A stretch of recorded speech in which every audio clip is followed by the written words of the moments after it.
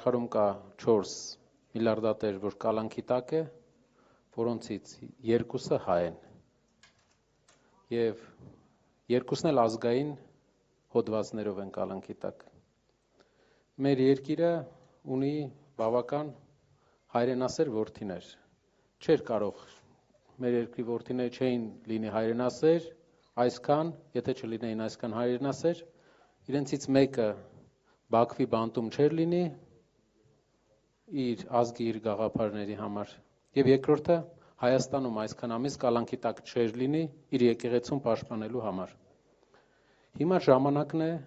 եւ բոլոր համայնքներ,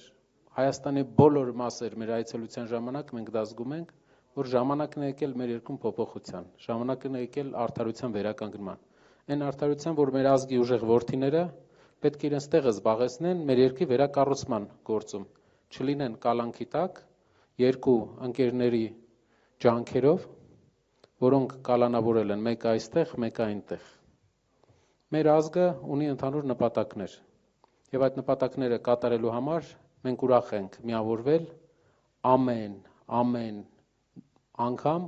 նոր ուժի հետ, այն ուժերի հետ, որոնք պատասխանատու չեն այն վիճակի համար, ինչ այսօր Հայաստանում կա։